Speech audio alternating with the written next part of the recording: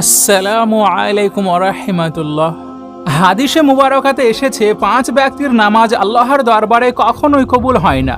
5 ব্যক্তির নামাজ এই পৃথিবীতে তাদের মুখে ছুঁড়ে মারা হবে।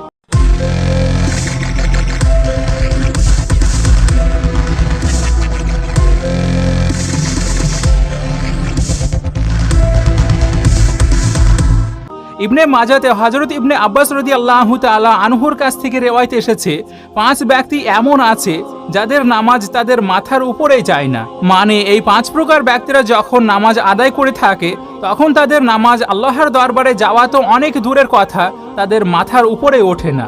হাদিসে নববীতে এসেছে যখন কোনো বান্দা নামাজ আদায় করে তখন তার নামাজ সর্বপ্রথম প্রথম আসমানে, তারপর দ্বিতীয় আসমানে, তারপর তৃতীয় আসমানে, আর এমনই করতে করতে সে শেষ পর্যন্ত শেষ আসমানে পৌঁছিয়ে যায়, আর সর্বশেষে আল্লাহর আরশে পৌঁছিয়ে যায়। তারপর গিয়ে আল্লাহ তাআলা সেই নামাজকে কবুল করে থাকেন।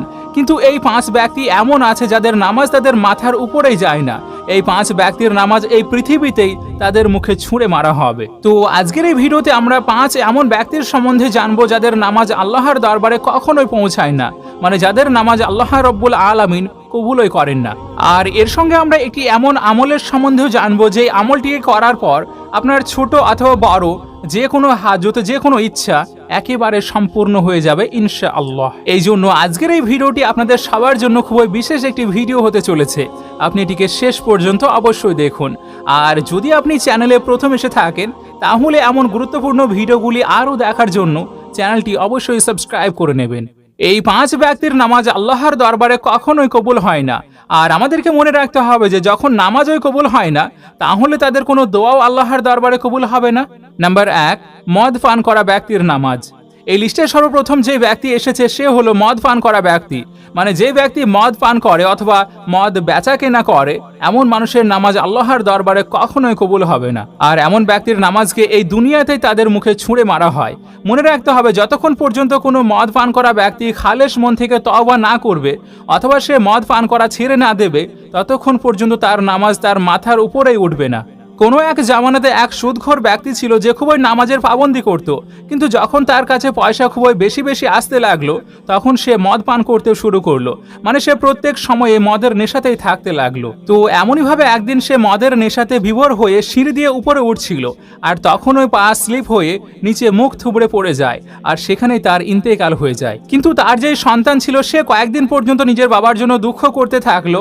আর তারপর এক রাত্রিতে যখন ছেলে তার বাবাকে স্বপ্নে দেখলো তখন জিজ্ঞেস করলো, বাবা আপনি কেমন আছেন?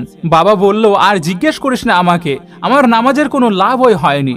আমি মদের নেশাতে বিভোর হয়ে সিঁড়ি থেকে উপরে উঠেছিলাম, তো জমিনে পড়ে যাওয়ার পরিবর্তে সোজা জাহান্নামে পড়ে গিয়েছি। এই জন্য মনে রাখতে হবে যে ব্যক্তি মদ পান করে সে পৃথিবীতেও বেইজ্জতি হয়, আর কাল আখিরাতেও সে এত বেশি বেইজ্জতি হবে যে তার নামাজগুলোকেই তার মুখে ছুঁড়ে মারা হবে।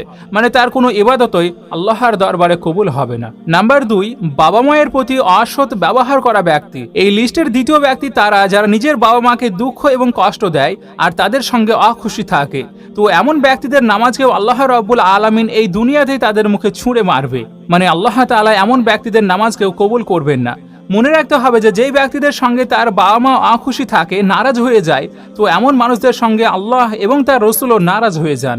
এবার যেই ব্যক্তির উপর আল্লাহ অখুশি থাকবেন তাহলে সেই ব্যক্তির নামাজ কিভাবে কবুল হবে, তার দোয়া আল্লাহর দরবারে কিভাবে পৌঁছাবে?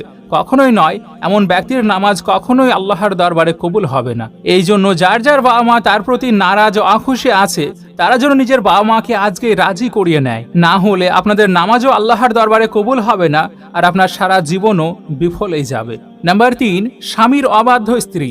এই লিস্টের তৃতীয় ব্যক্তি সেই নারীরা যারা প্রত্যেক রাতেই তাদের স্বামীদের সঙ্গে অখুশি হয়ে শুয়ে যায়, মানে নিজের স্বামীর উপর নারাজ হয়ে রাত কাটাতে শুরু করে। তাহলে এমন নারীদের নামাজও আল্লাহর দরবারে কবুল হয় না। আজকাল দেখা যায় যে স্বামী স্ত্রী ছোট ছোট কথাতেই নারাজ হয়ে যায়, আর সেটি আবার কয়েক মাস পর্যন্ত চলতেই থাকে। কয়েকবার তাদের এই নারাজ হওয়া তালাক পর্যন্ত পৌঁছিয়ে যায়। তো এমন নারীদের সম্বন্ধে ইরশাদ করা হয়েছে, যদি কোনো নারী নিজের স্বামীর উপর নারাজ হয়ে রাত অতিবাহিত করতে থাকে তাহলে এমন নারীদের উপর আল্লাহর ফেরেশতা সারা রাত ওই লানত পাঠাতে থাকে। আর এমন নারীদের নামাজও আল্লাহর দরবারে কবুল হয় না। আর এর সঙ্গে সঙ্গে এমন স্বামীদের নামাজও আল্লাহর দরবারে কবুল হয় না যারা নিজের স্ত্রীর উপর জুলুম করে থাকে, তাদের জন্য তাদের স্ত্রীরা কান্না করে থাকে। একবার মদিনা শহরে এক ব্যক্তি গরিবী অবস্থার জন্য খুবই পেরেশান হয়ে নিজের স্ত্রীকে মারপিট করছিল। তো সেই জন্য সেই বিবি জোরে জোরে কান্না করছিলেন, আর তখনই সেই রাস্তা দিয়ে হযরত আলী রাদিয়াল্লাহু তাআলা আনহু গমন করছিলেন। তো হযরত আলী রাদিয়াল্লাহু তাআলা আনহু যেমনই সেই মেয়েটির কান্নাকে শুনতে পেলেন, তো সঙ্গে সঙ্গে তাদের দরজার কাছে উপস্থিত হলেন। হযরত আলী দেখতে পেলেন এক ব্যক্তি নিজের স্ত্রীর উপর জুলুম করছে। তখন আপনি রাদিয়াল্লাহু তাআলা আনহু বললেন, এই ব্যক্তি, তুমি এটি কি করছো? তখন সেই ব্যক্তি বলতে লাগলো, হে আলী, যখন থেকে এই অপয়া মেয়েটি আমার ঘরে এসেছে তখন থেকে আমার ঘরে গরিবী প্রবেশ করে গিয়েছে।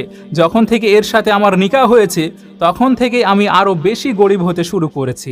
এটি শুনে হযরত আলী রাদিয়াল্লাহু তাআলা আনহু ইরশাদ করলেন, এই ব্যক্তি মনে রাখবে, মানুষের নিজেরই কিছু এমন গুনাহ হয়ে থাকে যেটি আল্লাহ রাব্বুল আলামিন একদমই পছন্দ করেন না, আর সেই সমস্ত ছোটখাটো গুনাহের জন্যই আল্লাহ তাআলা সেই ব্যক্তিদের ঘরে অভাব পাঠিয়ে দেন। আর তার মধ্যে একটি কাজ হচ্ছে স্ত্রীদের উপরে জুলুম করা, মানে বিবিকে মারপিট করা।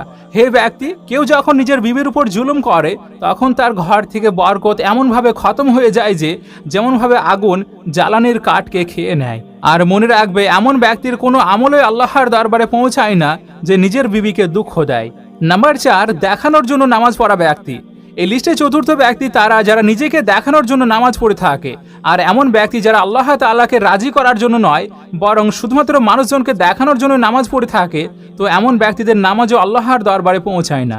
এটি ছাড়া এই কথা বলা হয়েছে যে যেই ব্যক্তি নামাজ পড়ার প্রথমে অজু করে না অথবা অজুকে সঠিকভাবে করে না, তো এমন মানুষদের নামাজও আল্লাহর দরবারে পৌঁছায় না। এমন ব্যক্তিদের নামাজকে তাদের মুখেই ছুঁড়ে মারা হবে।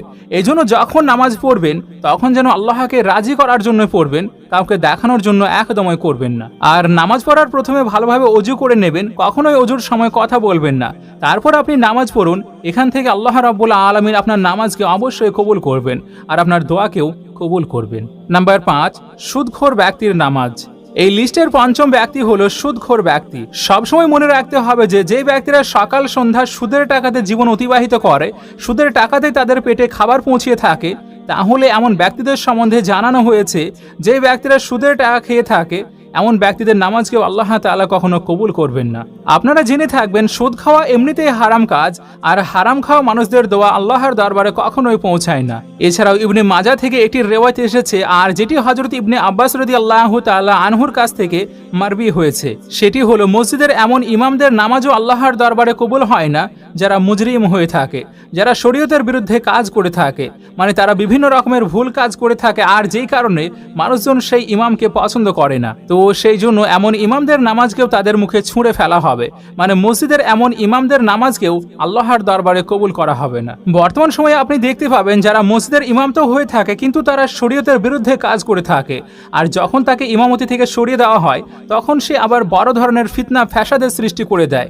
কিন্তু যদি কোনো ইমামের মধ্যে কোনো খারাপই না থাকে, মানুষ শুধুমাত্র এমনি এমনি তার উপর হিংসা করে থাকে, তার সঙ্গে শত্রুতা করতে চায়, তো এমন ইমামদের জন্য এই পয়েন্টটি লাগু হবে না। তাহলে মনে রাখবেন, এই 5 প্রকার মানুষ সেই ব্যক্তি যাদের নামাজ তাদের মাথার উপরে যায় না। এই মানুষদের নামাজ এই দুনিয়াতে তাদের মুখে ছুঁড়ে ফেলা হবে। এবার আপনি ভেবে দেখুন, যখন এদের নামাজ কবুলই হবে না তাহলে এদের দোয়া কিভাবে কবুল হতে পারে? এই জন্য যদি আপনাদের মধ্যে এই 5টি জিনিসের মধ্যে একটি জিনিসও উপস্থিত থাকে, তাহলে আজ থেকে আল্লাহ তাআলার কাছে সত্য মন থেকে তওবা করে নিন, নিজেকে শুধরানোর সময় দিন, না হলে আপনার ইবাদত আল্লাহর দরবারে কবুলই হবে না। একবার হুজুর সাল্লাল্লাহু আলাইহি সাল্লামের কাছে সাহাবায়ে কেরামরা জিজ্ঞেস করলেন, ইয়া রাসূলুল্লাহ, আমরা কিভাবে জানতে পারবো যে আমাদের নামাজ আল্লাহর দরবারে কবুল হয়েছে কিনা? রাসূল সাল্লাল্লাহু আলাইহি সাল্লাম ইরশাদ করলেন, যখন একবার নামাজ পড়ার পর এর পরবর্তী নামাজ পড়ারও মন চাইবে, তাহলে বুঝে যাবে আপনার পিছনের নামাজ আল্লাহর দরবারে কবুল হয়ে গিয়েছে। মানে যখন আপনার ভিতরে নামাজ পড়ার শখ জন্ম নেবে, তখন আপনি কখনোই মদের ধারে কাছে যাবেন না, কখনোই আপনি বাবা মায়ের অসম্মান করবেন না, কখনোই নিজের বিবির উপর জুলুম করবেন না, কখনোই স্ত্রী তার স্বামীর অবাধ্য হবে না। তখন হৃদয়ের মধ্যে এক শান্তি অনুভব হবে, আর তারপর আপনার মুখের সবসময় আল্লাহর নামই উচ্চারণ হতে থাকবে। তাহলে তখন বুঝে যাবেন আপনার প্রত্যেক ইবাদতই আল্লাহর দরবারে কবুল হচ্ছে। তাহলে চলুন এবার আমরা সেই মহামূল্যবান আমলটির সম্বন্ধে জেনে নিই। যদি আপনার কোনো বড় সমস্যা, যদি আপনার কোনো বড় হাজত থাকে যেটিকে আপনি খুব তাড়াতাড়ি সম্পূর্ণ করতে চাইছেন, তাহলে এই আমলকে আপনি একেবারে আল্লাহর সেই পাক জাতের উপর বিশ্বাস করে করুন, ইনশাআল্লাহ অবশ্যই সম্পূর্ণ হয়ে যাবে। তো এর জন্য আপনাকে করতে হবে কি, আপনি সর্বপ্রথম রাত 2 থেকে 3টের সময় উঠবেন, তারপর অজু করে নেবেন, আর তারপর জায়নামাজ বিছিয়ে আপনি প্রথমে 3 বার আওয়াল আখির দরুদ শরীফকে পড়ে নেবেন, তারপর 33 কিংবা 100 বার ইয়া রব্বানাকে পড়বেন, আর শেষে আবারও 3 বার দরুদ শরীফকে পড়ে নেবেন। এই আমলটি হয়ে গেলে আপনি তাহাজ্জুদের নামাজকে পড়ে নেবেন, আর তারপর আপনি আল্লাহর শুকরিয়ার জন্য 2 রাকাত নফল আদায় করবেন। আর এই নফল নামাজের পদ্ধতি হলো, প্রথমে নিয়ত করবেন আমি আল্লাহর ওয়াস্তে 2 রাকাত নফলের শুকরানার নামাজ আদায় করছি কাবা শরীফের দিকে মুখ করিয়া, আল্লাহু আকবার। তারপর সাধারণ নামাজের মতো সবকিছু একই রেখে সূরা ফাতিহাকে পড়ার পর সূরা ইখলাসকে 3 বার পড়বেন, তারপর রুকুতে যাবেন আর সাজদা করবেন। আর এমনইভাবে দ্বিতীয় রাকাতেও সূরা ফাতিহার পর সূরা ইখলাসকে 3 বার পড়বেন, আর তারপর সর্বশেষে সালাম ফিরিয়ে নেবেন। এরপর এই নামাজকে আদায় করে নিয়ে আপনি আল্লাহ রাব্বুল আলামিনের কাছে এমনভাবে দোয়া চাইবেন, হে আল্লাহ, এই যে নিশিতে উঠে আমল করেছি, তারপর তাহাজ্জুদের নামাজ পড়েছি, তারপর এই যে শুকরিয়ার নফল নামাজ আদায় করেছি, ইয়া রব্বুল আলামিন, আপনি সর্বপ্রথমে এই আমলকে, এই নামাজকে আপনার দরবারে কবুল করে নিন। ইয়া রব্বুল আলামিন, আমার এই নামাজ এবং এই আমলের বরকতে আমার এই কাজ, এখানে আপনার যে সমস্যা হবে সেটিকে আপনি বলবেন, আর এই কাজকে প্রিয় আকা হুজুরে আকরাম সাল্লাল্লাহু আলাইহি সাল্লামের সাদকাতে সম্পূর্ণ করে দিন। আমিন, আল্লাহুম্মা আমিন। আর ঠিক এমনইভাবে যদি আপনি এই আমলকে করতে পারেন, ইনশাআল্লাহ অবশ্যই আপনার হাজত সম্পূর্ণ হয়ে যাবে। আর তখন আমাকেও আপনাদের দোয়াতে মনে রাখবেন, ইনশাআল্লাহ।